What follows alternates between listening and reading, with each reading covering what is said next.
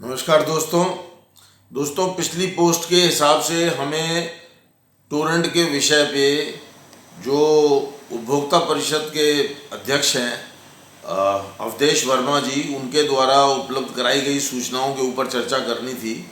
लेकिन शहर में कुछ अन्य महत्वपूर्ण घटनाएं हुई जिसके कारण से उसको रोक करके उन घटनाओं के ऊपर चर्चा कर रहे हैं।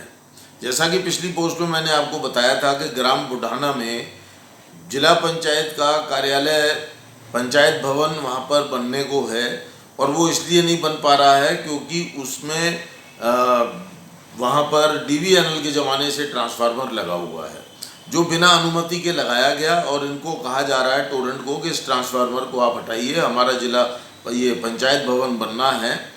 और इसके ऊपर उन्होंने एस्टीमेट बना करके दिया है कि 10 लाख रुपए दीजिएगा तब हम ट्रांसफार्मर हटाएंगे। अब सवाल आता है कि आप दूसरे की ज़मीन के ऊपर ट्रांसफार्मर बिना अनुमति के लगा करके बैठे हैं और हटाने के लिए ये किसी का व्यक्तिगत कार्य नहीं है, उस गांव का सामूहिक उपयोग का कार्य है और आप उससे 10 लाख रुपए का अब मांग रहे हैं शिफ्टिंग चार्ज, और वो 10 लाख देंगे नहीं, वो शिफ्ट होगा नहीं, जिला पंचायत बनेगा नहीं।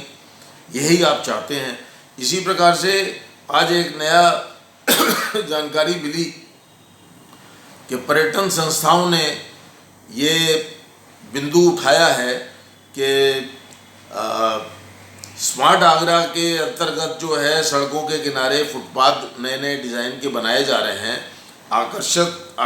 पर्यटकों के सुविधा और आकर्षण के लिए वो फुटपाथ बनाए जा रहे हैं और उन फुटपाथों पर अतिक्रमण कर टोरेंट ने ट्रांसफार्मर लगा दिए हैं। क्या टोरेंट को ये पावर दी किसने कि वो पब्लिक प्लेस के ऊपर ट्रांसफार्मर इस प्रकार से लगा दें? और अब अगर वहीं पर कोई गरीब मूंगफली बेचने वाला बैठ जाए अपनी आजीविका के लिए तो पुलिस वाले डंडे मार मार करके उसकी चमड़ी उधेड़ देंगे। इनको हाथ लगाने की क्या जिला प्रशासन की हिम्मत नहीं है? क्या जिला प्रशासन से अनुमति ली है? ये अतिक्रमण नहीं है। लोग उसके ऊपर न चल के सड़क के ऊपर चलेंगे। जब ये पर्यटकों को दृष्टिगत रखते हुए ये स्मार्ट इंडिया आगरा के अंतर्गत ये कार्य किए जा रहे हैं तो इसका एक तरीके से ये स्मार्ट आगरा के कार्यों में व्यवधान डाल रहे हैं। तीसरी बात ये है कि पिछले कुछ दिनों पहले समाचार मिला कि गोबर चौकी क्षेत्र के अंदर एक व्यक्ति विद्युत उसके मकान में प्रवाह हो गया जिसकी वजह से उसकी मौत हो गई और वो बिजली का बिल जमा ना होने के कारण उसके परिवार का अभी उठावनी भी नहीं हुई है और उसका इन्होंने विद्युत विच्छेद कर दिया है। अब इसके ऊपर उनके परिवार के लोगों के द्वारा जब कनेक्शन को रिस्टोर करने के लिए कहा गया है तो इस टोरेंट विभाग ने कहा है कि आप जो है सुरक्षा विभाग से अनापत्ति लेकर आइए।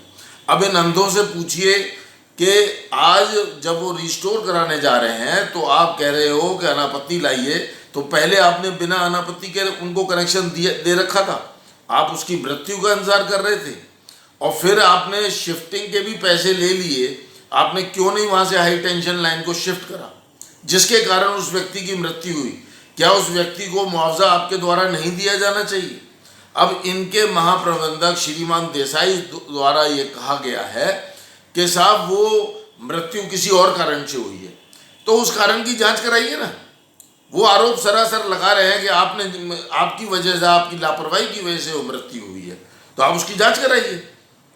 और अगर आपकी लापरवाही है तो उस परिवार को आपको मुआवजा देना चाहिए। और दूसरी बात यह है कि तुरंत अविलंब यदि ये पोस्ट आपके कान तक जा रही है और अगर आप में जरा भी मानवता है तो आप उस परिवार का विद्युतीकरण रिस्टोर करिए और सुरक्षा की जो है आपकी ड्यूटी है, सुरक्षा विभाग को आप भेजें और उन्हें बताएं कि सुरक्षा के क्या उनको मानक हैं और किसका उन्होंने पालन करना है। यदि वो सुरक्षा के मानक का पालन नहीं किया गया है तो उन्हें आपके द्वारा एजुकेट किया जाएगा। हर व्यक्ति नहीं जानता इस बात को। धन्यवाद।